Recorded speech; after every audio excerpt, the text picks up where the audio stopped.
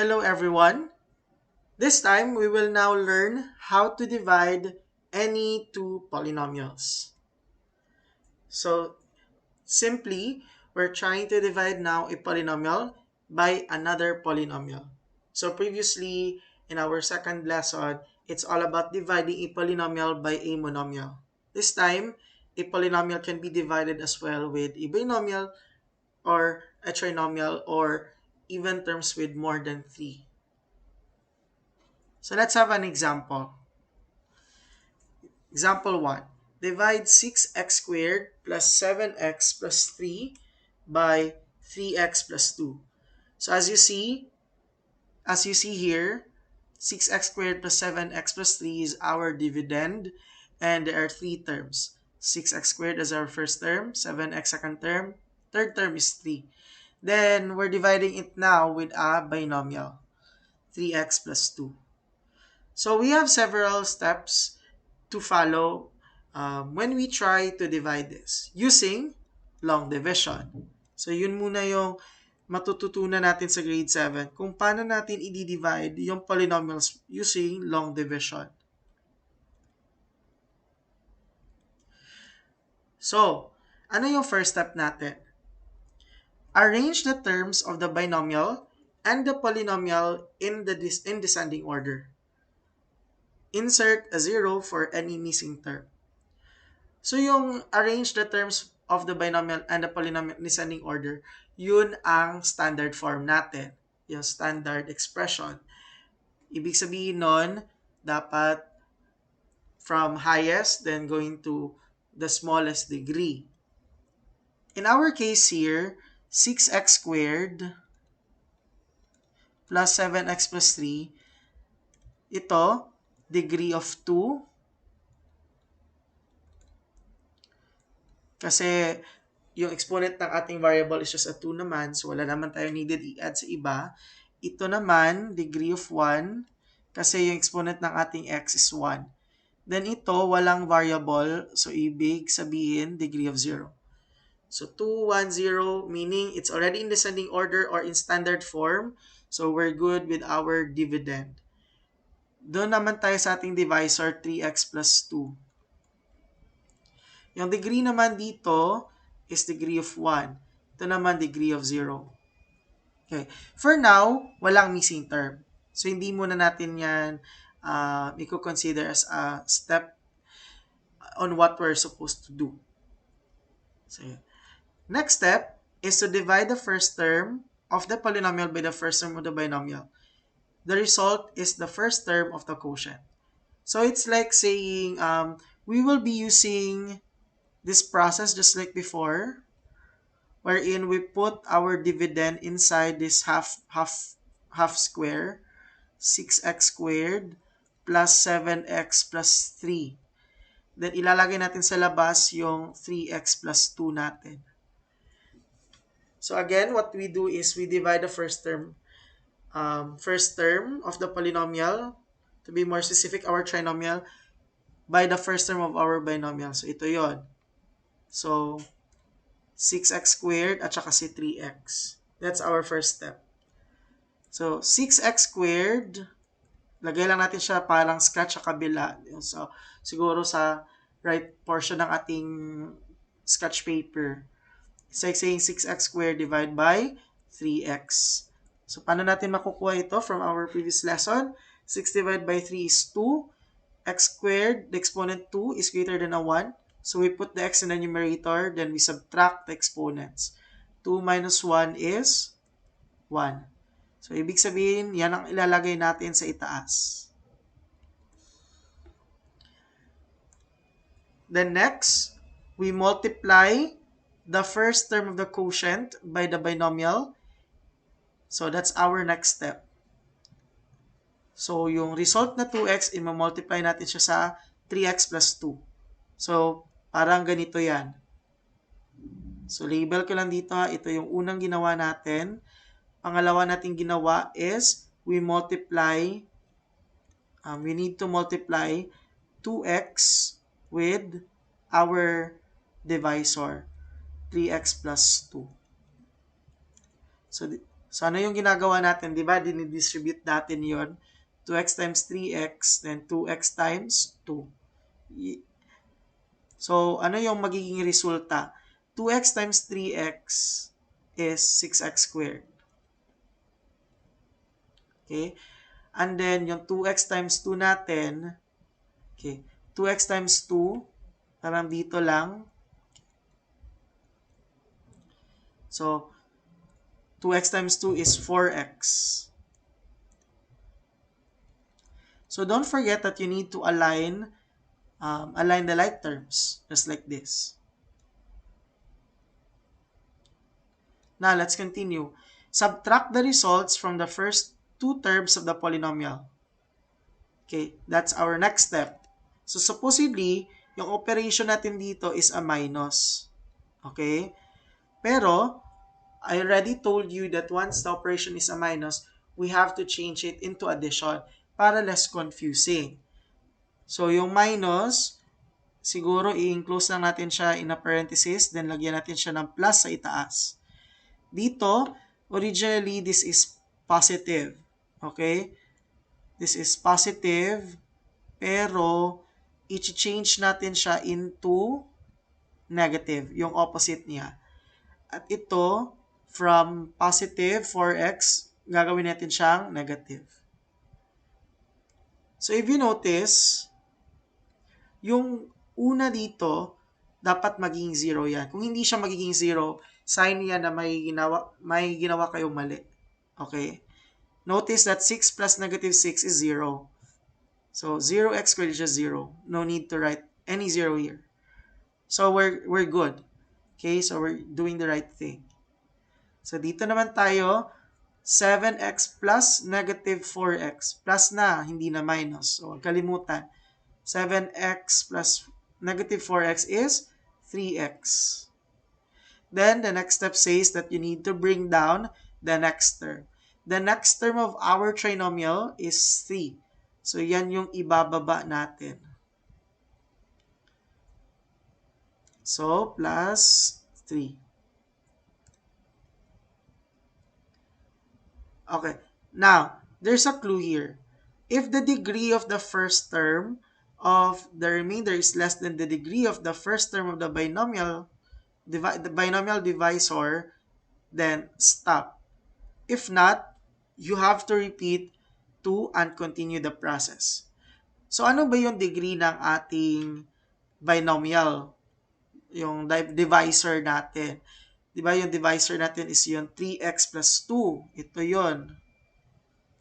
Yung highest degree is 1. And for now, yung ating remainder, ito, okay, degree of 1 pa ito. Hindi pa siya mas mababa dyan. So, ibig sabihin, we still have to continue the process. So, repeat lang natin. So, yung first term, okay, yan lang ating gagawin. Yung first term, i-divide natin dun sa ating 3x. Okay?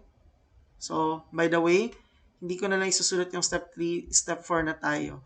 Yung step 3, yung ginawa ko kanina. Step 4, you're multiplying again the first term here with the first term here in our divisor. So, 3x times, not times, divide 3x. 3x divided by 3x is 1.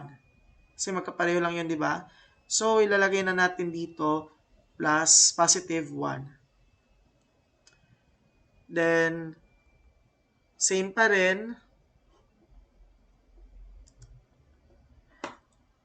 Imo-multiply natin yung ating 1, yung quotient natin na nakuha with our divisor.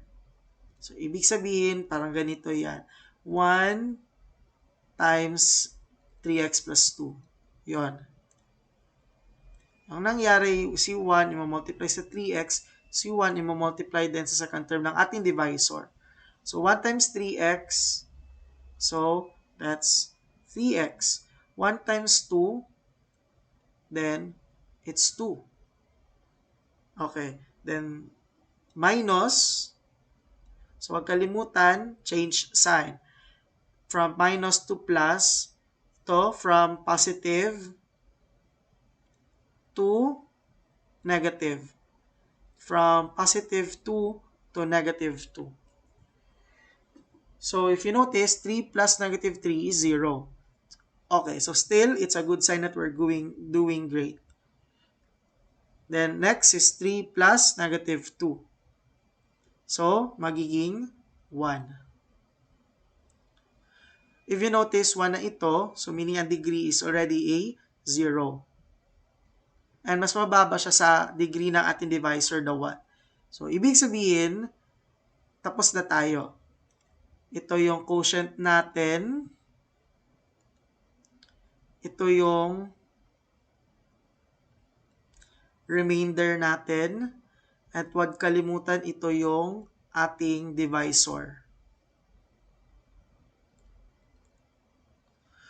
So, since may remainder tayo, either sa dalawa yung isusulat nating final answer. It depends on the test given to you. So, yung unang possibility, ilalagay nyo yung quotient. Yung quotient natin, yung 2x plus 1. Yung q of x natin. That's the meaning of that quotient. 2x plus 1. And then, lagay tayo ng r. Then, lagay natin yung remainder, 1. Okay, ayan. Okay, most of the time, ito yung hinihingi na format pag may remainder. Ito. Yung gagawin natin is isusulat natin yung quotient, 2x plus 1, then plus remainder over divisor. Yung remainder natin is 1, yung divisor natin is 3x plus 2. So, that's 2x plus 1 plus 3x plus 1 over 3x plus 2. So, ito yung final answer natin. So, again, among the two, this is more a better way to write your final answer. If there is a remainder.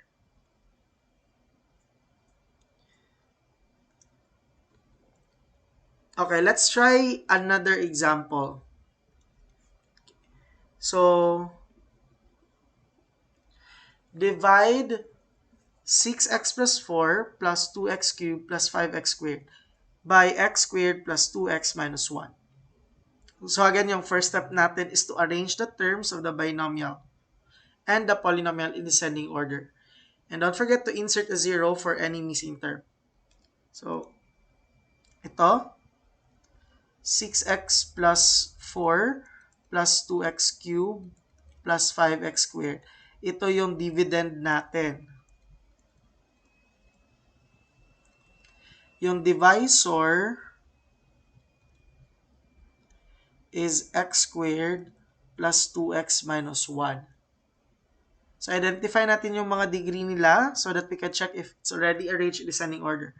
This is degree of 1, walang x, so 0.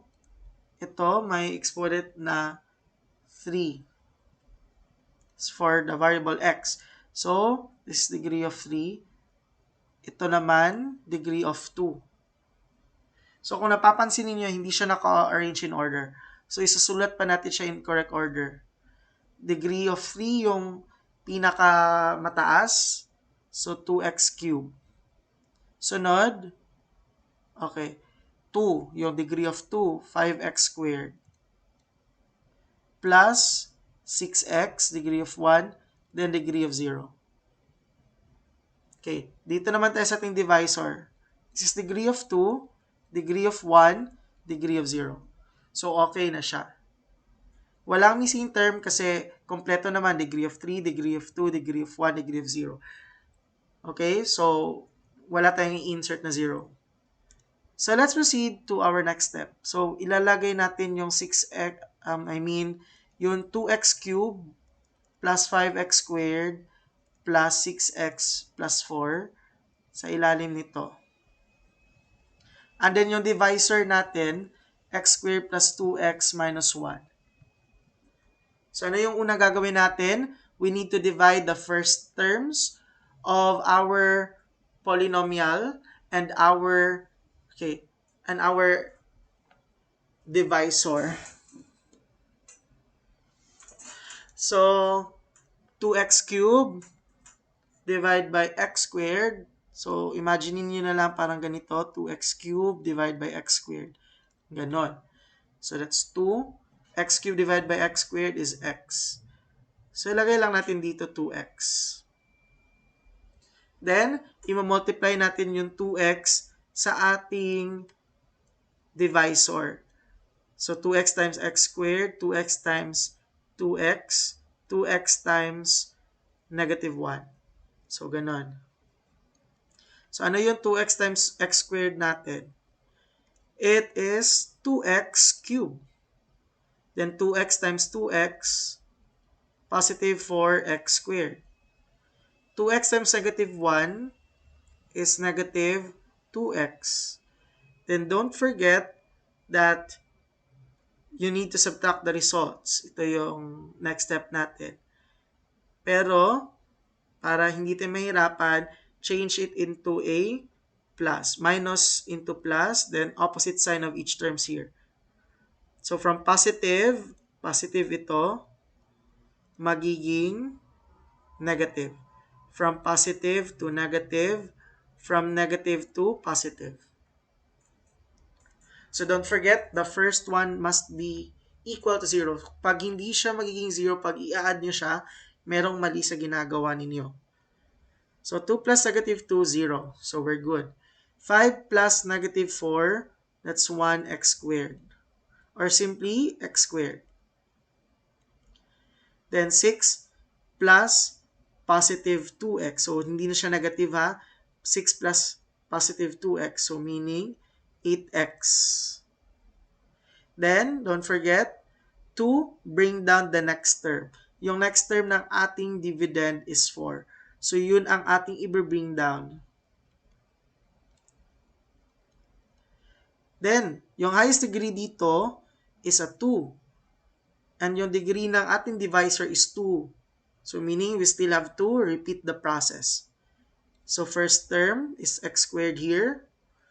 Then, divisor's first term is x squared. So, x squared divided by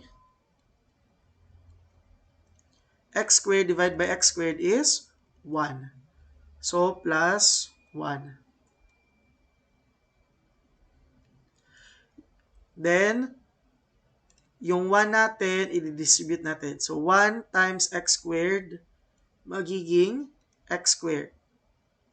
Next step, 1 times 2x, positive 2x. Then, 1 times negative 1, magiging negative 1. Then, subtract. Change subtraction into addition, then opposite sign dito. So, from positive, positive ito, magiging negative. From positive to negative, then from negative to positive. So, x squared plus negative x squared, 0. Okay, so tama na yung ginagawa natin. Next is 8x. 8x plus negative 2x. So, magiging 6x. Then, 4 plus 1 is 5. So, yung result natin ngayon is 6x plus 5 as a remainder. If you notice, the degree this time for 6x plus 5 is a 1. Kasi highest nito, this is degree of 1, degree of 0, highest is 1, degree of 1, which is already lesser than our degree for our divisor, which is degree of 2. So, ibig sabihin, yung 6x plus 5 natin, ito na yung remainder. Okay? Remainder na natin ito. And then,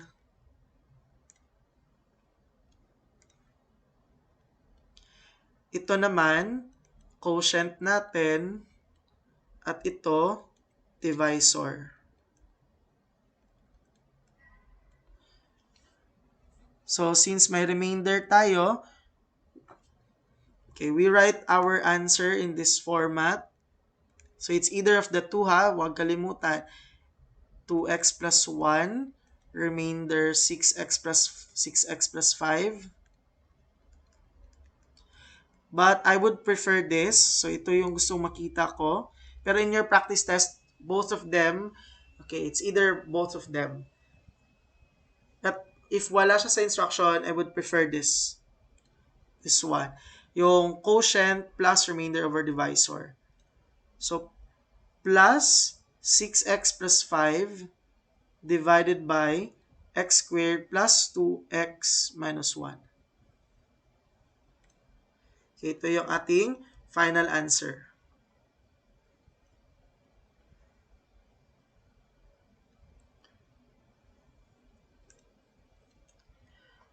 Okay, try pa tayo ng dalawang examples. So let's proceed now to example 3.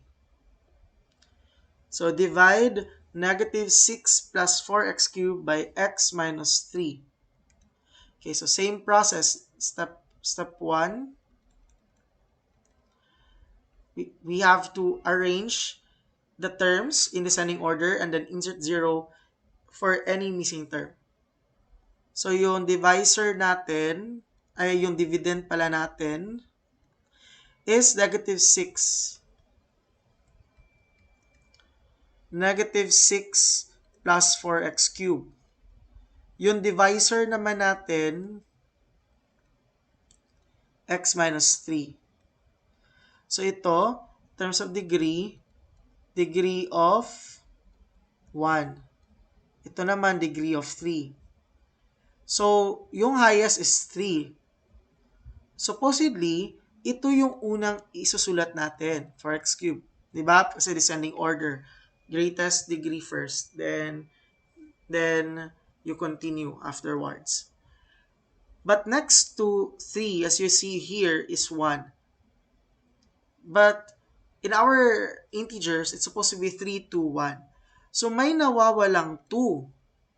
So ano yung gagawin sa nawawalang 2? Kasi wala siya dito. Okay, I hope gets nyo yan. Walang degree na may 2. Pero there must be a 2 before you continue with long division. So yung gagawin natin, mag-insert lang tayo ng 0. Okay? 0x squared. Kasi 0 times x squared is just 0. So wala tayong binago. We're just trying to manipulate it. But the meaning, the value is still the same. So bakit tayo nag-insert ng 0x squared? Kasi walang degree of 2. Then afterwards, degree of 1. Then, ano naman yung kulang? Walang degree of 0. Kung walang degree of 0, mag-insert tayo ulit ng 0. Ayan. So, 4x cubed plus 0x squared minus 6x plus 0. Dito naman, this is degree of 1. Degree of 0. So, okay na yung divisor natin. So, this time, magsiset up na tayo ng long division. Yung dividend natin dito sa loob. And then yung divisor dito sa labas. So, proceed natin sa next step. Divide the first term of the polynomial by the first, by our first term. Okay, yung first term ng each ng ating dividend at divisor. So, 4x cubed divide by x. So, ito, 4x cubed divide by x. So, that is simply 4x squared. And then, we multiply 4x squared to each terms here. 4x squared times x is 4x cubed. Teka lang, buburahin ko lang just to make sure na hindi tayo magkakamali sa mga nakasulat.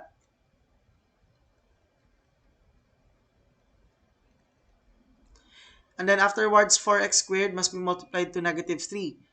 Magiging negative 12x squared. So take note, ito ay minus. So gagawin nating plus, pero papalitan lang natin sa opposite natin dito. So, from positive, magiging negative. Yung negative, magiging positive. So, add lang natin sila. 4x cubed plus negative 4x cubed. 4 plus negative 4 is 0. Then 0x squared plus positive 12x squared is 12x squared.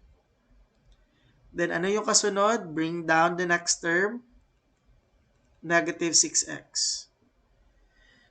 Okay, ito ay degree of 1, yung divisor natin. Ito ay degree of 2. So, hindi pa tayo tapos. Kailangan pa nating ulitin. So, balik tayo. First term, 12x squared divided by x. 12x squared divided by x is just 12x.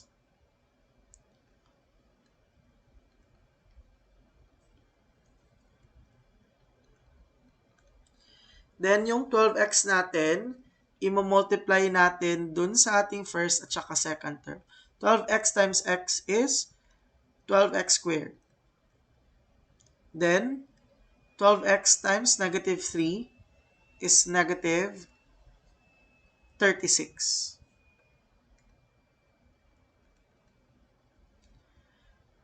Supposedly, minus ito. So, we change minus 2 plus, but here we get its opposite also. So, from positive to negative, from negative to positive. So, 12 plus negative 12, magiging 0 yan. Negative 6 plus positive 36. Kasi magkaiba yung side, so subtract. 36 minus 6 is 30. Then, mas malaki yung absolute value ng 36 kisa sa 6. And positive yung 36. So, positive 30. 30x. Then, hindi pa tayo tapos kasi still have to bring down, which is plus 0. Then, hindi pa rin tayo tapos kasi the degree of our divisor, highest degree is 1. Yung degree dito is also 1. So, hindi pa talaga tayo tapos. Still have to repeat it until such time na yung degree dito is mas mababa dun sa divisor. So, 30x divided by x, yung first terms. 30x divided by x is 30. Then, yung 30 natin, i-distribute natin dun sa ating x at saka sa 3. Okay, ayan. So, magiging 30 times x, 30x. Then, 30 times negative 3, negative 90. And then, we subtract. So, with subtraction, we change subtraction to addition. Then, positive 30x into negative. From negative to positive. So, 30 plus negative 30 is already 0. So, 0x. 0 plus 90 is 90. So, ayan, degree of 0 na ito. Yung divisor natin, take note, it's degree of 1 and it's lesser already with that.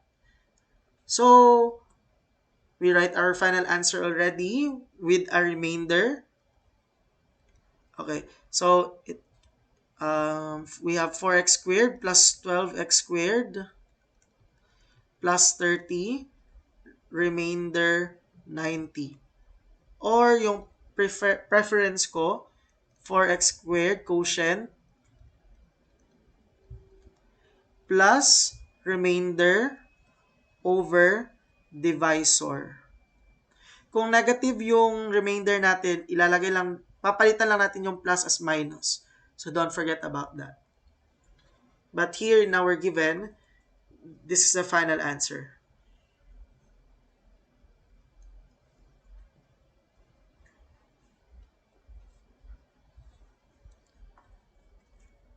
Okay, let's continue to our last example. So our given is 8x cubed plus y cubed all over 2x plus y. Still, it's division, binomial divided by binomial. So if we follow our steps, okay, let's do that. yung ating dividend is 8x cubed plus y cubed at yung divisor natin is 2x plus y. Okay. Now, yung problem natin dito, meron na tayong dalawang variables. So, what we do, we fill in what is missing. So, merong missing automatically here. Kasi nakikita natin x naging y bigla. So, how do we fill in what's missing? Okay. Yung 8x cube, yung walang y, lalagyan natin sa leftmost yung x. Kasi x and y, if we follow the order in alphabet, x comes first and then y is last. So, yung y cube na walang x, for sure, dito yan sa pinakahuli. So, ano yung kulang? So, unang-una sa lahat, kulang tayo ng x na may exponent na 2. Okay. So, lagyan natin. And then, sunod, wala tayong x na may exponent na 1. So, lagay din tayo. And then, such time, term na walang x. So, okay na. Dito naman sa ating y cube, okay, we will just be doing it the other way around. So, pag dito sa x, we're going from highest to lowest, 3, 2, 1. Dito sa y, we will try to do the opposite. So, from 3, so dito tayo na direction, magiging 2. And then, lagay tayo ng y ulit, magiging 1 lang. Then, yung kasunod, dapat walang y na, in which wala ng y dito. So, ayan. Then, lagyan natin ng 0, 0. So, ito yung needed i-fill in natin.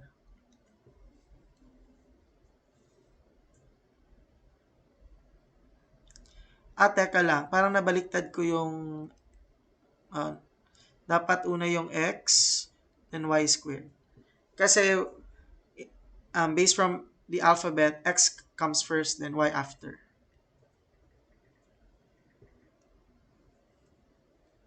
And then, we're good with this. So, we don't actually follow this because it's intended for dividing polynomials with only one variable involved. Pero dalawa kasi yung variables natin. So, ito yung gagawin natin. So, 8x cubed plus 0x squared y plus 0xy squared plus y cubed. Divided by 2x plus y. So, we divide the first terms. So, somehow, pare-pareho na yung steps dito, in this portion. Except lang dun sa ating step 1. Okay? So, 8x cubed divided by 2x here is 4x squared. Then, we multiply 4x squared to 2x and y. 4x squared times 2x is 8x cubed. 4x squared times y is positive 4x squared y. So supposedly this is a minus, but we change it into a plus. And then this is a positive. Change natin to opposite, so magiging negative. From positive to negative.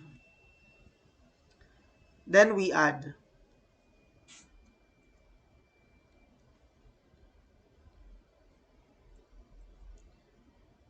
So 8 plus negative 8, 0.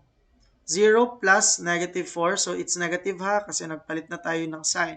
0 plus negative 4 is negative 4. Copy the literal coefficient. Then, what's next is we bring down. Okay, next, negative 4x squared y divided by 2x. So, ano yung maging resulta? Negative 4 divided by 2, negative 2. X squared divided by x, x lang. Then, walang y dito sa ating 2x. So, we just copy y here. Then, we distribute the negative 2xy to each terms again. So, parang ganito. So, negative 2xy times 2x. Una tayo sa negative 2 times 2, negative 4. X times x is x squared. Then, walang y. So, y. Negative 2xy times y. Negative 2 times, walang coefficient dito except 1. So, negative 2 pa rin. X times, walang x dito. So, x pa rin. Then, y times y squared.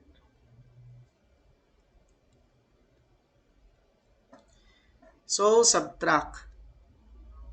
So, we change it into addition, then opposite sign. Negative to positive, negative to positive. So, negative 4 plus 4, 0. 0 plus positive 2, 2xy squared. Then finally, yung last na i-bring down natin, y cubed. Then repeat pa rin natin kasi hindi pa tayo tapos. So, next, 2xy divide by 2x. So, yung 2x maka-cancel out. Yung matitira is just y squared. Then, distribute natin y squared times 2x. Magiging 2xy squared.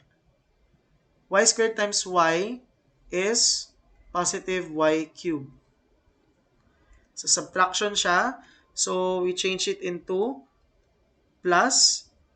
Then, from positive,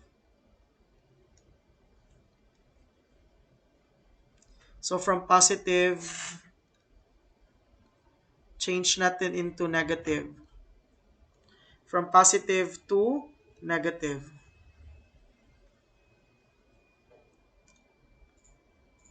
So, 2 plus negative 2, 0. Y cube, 1 lang kasi yan. Yung coefficient natin, 1 plus negative 1 is 0. So, 0. In other words, walang remainder. So, pag walang remainder, yung only way na pagsulat natin is yung quotient lang mismo. So, 4x squared minus 2xy plus y squared.